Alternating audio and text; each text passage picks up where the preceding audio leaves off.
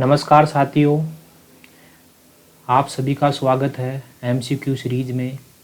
और MCQ series का आज हम पार्ट 2 डिस्कस करेंगे इस लेक्चर में। क्वेश्चन नंबर फर्स्ट है, हड़प्पाई व्यापार के संबंध में निम्नलिखित में से कौन सा कथन असत्य है, यानी कि हमको इसमें से असत्य कथन ढूंढना है। ऑप्शन ए है, विभिन्न हड़प्पाई स्थलों से मानक माप और बाँट तथा लिपि का प्राप्त होना वहाँ के विकसित वाणिज्य व्यापार को दर्शाता है। ये एकदम सही बात है, ऑप्शन ए सही है। गुजरात एवं बलूचिस्तान दोनों स्थलों से बंदरगाह के साक्ष्य प्राप्त हुए हैं, ये बात भी एकदम सही है। ऑप्शन सी है, व्यापार के लिए सिर्फ जल मार्ग का ही प्रयोग किया जाता था, नहीं थल मार्ग का भी प्रयोग किया जाता था, ये ऑप्शन गलत है। ऑप्शन डी है, व्यापार का स्वरूप वस्तु विनिमय प्रणाली पर आधारित था, एकदम सही बात है। तो इसमें जो है हमारा सही आंसर आएगा ऑप्शन सी, क्योंकि हमको इसमें गलत जो है कथन ढूंढना था, तो गलत कथन सी है। क्वेश्चन नंबर 2 है, हड़प्पा सभ्यता के अंतर्गत उपजीविका के साधन के रूप में किन पेशों को अपनाया जाता था। तो इसमें पहला है पशुपालन, सही बात है, अपनाया जाता था। दूसरा है कृषि, ये भी अपनाया जाता था। और तीसरा है वाणिज्य एवं व्यापार, ये भी अपनाया जाता था। तो इसका आंसर है डी। इसमें तीनों आंसर दे रखे हैं, तो इसका आंसर है डी, तीनों अपनाए जाते थे। गोत्र शब्द का सर्वप्रथम प्रयोग हुआ था, तो इसका आंसर है गोत्र शब्द का सर्वप्रथम प्रयोग हुआ था ऋग्वेद में। ठीक है, तो आंसर बी आएगा इसका। क्वेश्चन नंबर 4 है, निम्नलिखित कथनों पर विचार कीजिए। पहला कथन है, सरयू नदी इस महाजनपद को 2 भागों में विभाजित करती है। कौन सी नदी? सरयू नदी। दूसरा कथन है, श्रावस्ती एवं कुशावती इसकी 2 राजधानियां थी, श्रावस्ती और कुशावती।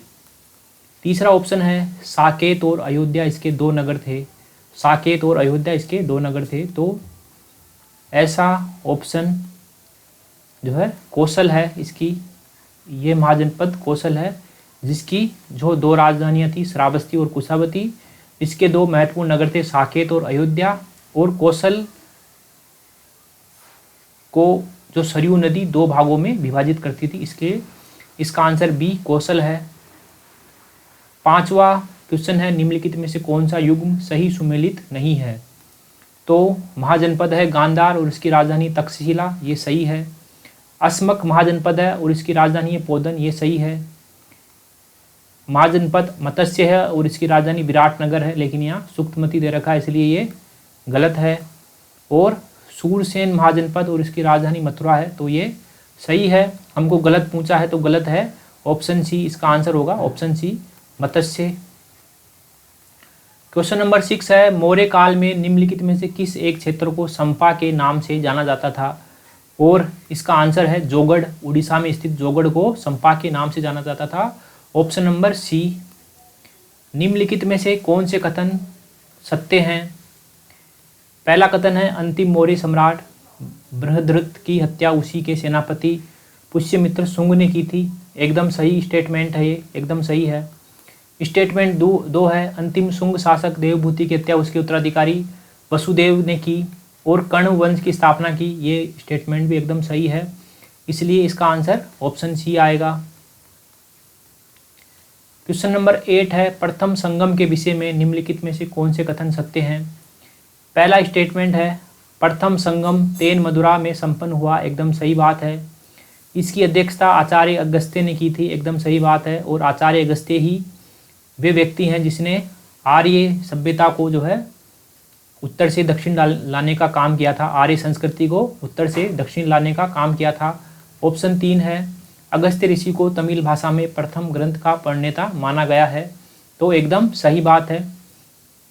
तो ऑप्शन तीनों सही है, ए बी सी 1 2 3 तीनों सही हैं। क्वेश्चन नंबर 9 है, वाकाटकों के विषय में निम्नलिखित में से कौन से कथन सत्य हैं। वाकाटक वंश का संस्थापक विंध्य शक्ति था, एकदम सही बात है। और विंध्य शक्ति के जो पूर्वज हैं वह सातवाहनों के अधीन थे। ऑप्शन 2 है, चंद्रगुप्त द्वितीय ने अपनी पुत्री प्रभावती गुप्त का विवाह वाकाटक वंश के शासक रुद्रसेन द्वितीय के साथ किया था। ये भी एकदम सही स्टेटमेंट है। और ऑप्शन 3 है, रुद्रसेन द्वितीय ने गुप्तों के प्रभाव में वैष्णव धर्म को अपनाया था, और ये स्टेटमेंट भी सही है। इसका आंसर है ऑप्शन डी, 1, 2, 3। क्वेश्चन नंबर 10 है, हर्षवर्धन को नर्मदा के दक्षिण में विस्तार करने से किस शासक ने रोका? तो इसका आंसर है पुलकेशिन द्वितीय। और पुलकेशिन द्वितीय जो है चालुक्य वंश का शासक था। ठीक है साथियों, एमसीक्यू सीरीज का ये पार्ट भी हमारा यहीं समाप्त होता है। मिलते हैं अगले पार्ट में, तब तक के लिए थैंक यू वेरी मच।